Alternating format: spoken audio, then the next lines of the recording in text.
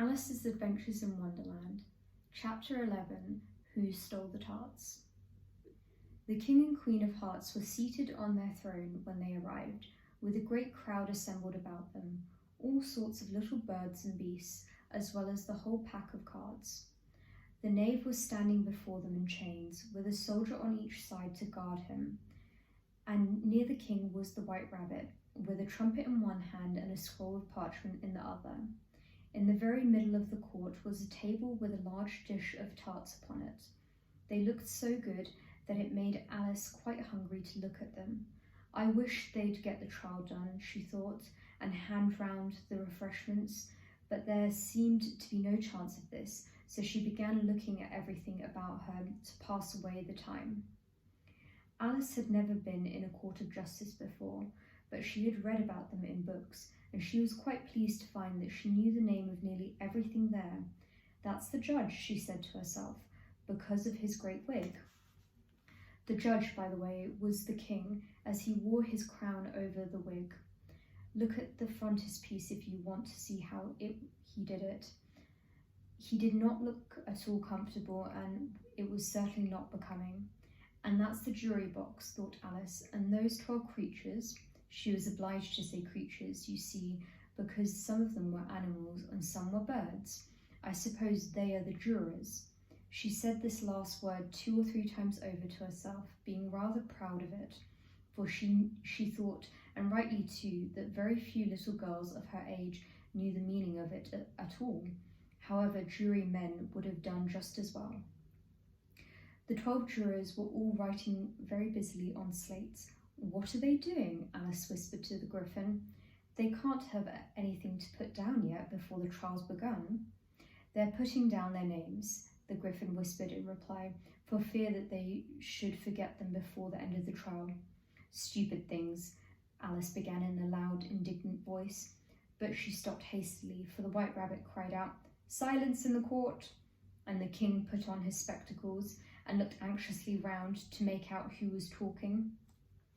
Alice could see, as well as if she were looking over their shoulders, that all the jurors were writing down stupid things on their slates, and she could even make out that one of them didn't know how to spell stupid, and that he had to ask his neighbour to tell him. A nice muddle their slates will be before the trial's over, thought Alice. One of the jurors had a pencil that squeaked. This, of course, Alice could not stand, and she went round the court and got behind him, and very soon found an opportunity of taking it away. She did it so quickly that the poor little juror, it was Bill the lizard, could not make out at all what had become of it, so after hunting about for it, he was obliged to write with one finger for the rest of the day, and this was of very little use, as it left no mark on the slate. "Herald, read the accusation," said the king. On this, the White Rabbit blew 3 blasts on the trumpet, and then unrolled the parchment scroll and read as follows. "The Queen of Hearts, she made some tarts, all on a summer day. The Knave of Hearts, he stole those tarts, and took them quite away." "Consider your verdict," said the king to the jury. "Not yet, not yet," the rabbit hastily interrupted. "There's a great deal to come before that." "Call the first witness," said the king, and the White Rabbit blew 3 blasts on the trumpet and called out, "First witness." The first witness was the Hatter.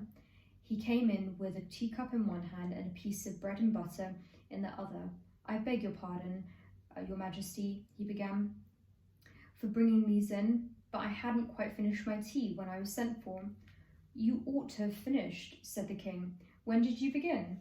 The Hatter looked at the March Hare, who had followed him into the court, arm in arm with the Dormouse. 14th of March, I think it was, he said. 15th, said the March Hare. 16th, added the Dormouse.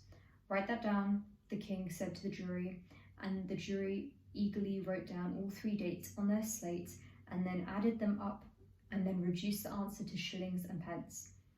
"Take off your hat," the king said to the Hatter. "It isn't mine," said the Hatter. "Stolen!" the king exclaimed, turning to the jury, who instantly made a memorandum of the fact. "I keep them to sell," the Hatter added as an explanation. "I've none of my own. I'm a Hatter." Here the Queen put on her spectacles and began staring at the Hatter, who turned pale and fidgeted. "Give your evidence," said the King, "and don't be nervous, or I'll have you executed on the spot." This did not seem to encourage the witness at all. He kept shifting from one foot to the other, looking uneasily at the Queen, and in his confusion he bit a large piece out of the teacup instead of the bread and butter. Just at this moment Alice felt a curious sensation which puzzled her a good deal until she made out what it was. She was beginning to grow larger again, and she thought at first that she would have to get up and leave the court, but on second thought she decided to remain where she was so long as there was room for her. "I wish you wouldn't squeeze so," said the Dormouse, who was sitting next to her. "I can hardly breathe." "I can't help it," said Alice very meekly. "I'm growing." "You've no right to grow here," said the Dormouse. "Don't talk nonsense," said Alice more boldly. "You know you're growing too." "Yes, but I'm growing at a reasonable pace," said the Dormouse. "Not in that ridiculous fashion." And he got up and very sulkily crossed over to the other side of the court. All this time the Queen had never left off staring at the Hatter, and just as the Dormouse crossed the court, she said to one of the officers of the court, "Bring me the list of the singers in the last concert," on which the wretched Hatter trembled so that he shook off both his shoes. "Give your evidence," the King repeated angrily, "or I'll have you executed whether you're nervous or not." "I'm a poor man, Your Majesty," said the Hatter, began in a trembling voice, "and I hadn't begun my tea, not above a week or so, and what with the bread and butter getting so thin, and the twinkling of the tea—" "The twinkling of the what?" said the King. "It began with the tea," said the Hatter. "Of course, twinkling begins with a tea," said the King, sharply. "Do you take me for a dunce? Go on." "I am a poor man," the Hatter went on, "and most things twinkled after that. Only the March Hare said—" "I didn't," the March Hare interrupted in a great hurry. "You did," said the Hatter. "I deny it," said the March Hare. "He denies it," said the King. Leave out that part." "Well, at any rate," the Dormouse said. The Hatter went on, looking anxiously around to see if he would deny it too, but the Dormouse denied nothing, being fast asleep. "After that," continued the Hatter, "I cut some more bread and butter." "But what did the Dormouse say?" one of the jury asked. "That I can't remember," said the Hatter. "You must remember," remarked the King, "or I'll have you executed." The miserable Hatter dropped his teacup and bread and butter and went down on one knee. "I am a poor man, Your Majesty," he began. "You are a very poor speaker," said the King.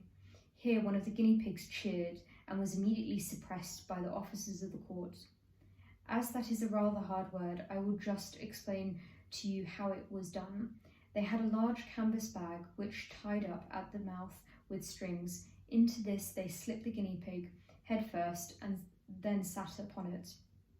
"I'm glad I've seen that done, though," thought Alice.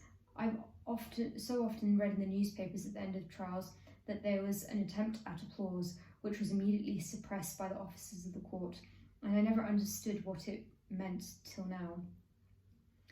"If that's all you know about it, then you may stand down," continued the King. "I can't go any lower," said the Hatter. "I'm on the floor as it is." "Then you may sit down," the King replied. Here the other guinea pig cheered and was suppressed. "Come, that finishes the guinea pigs," thought Anne. "Now we shall get on better." "I'd rather finish my tea," said the Hatter with an anxious look at the Queen, who was reading the list of singers. "You may go," said the King, and the Hatter hurriedly left the court without even waiting to put his shoes on.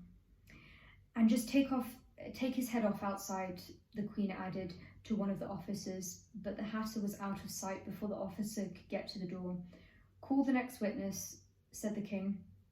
The next witness was the Duchess's cook.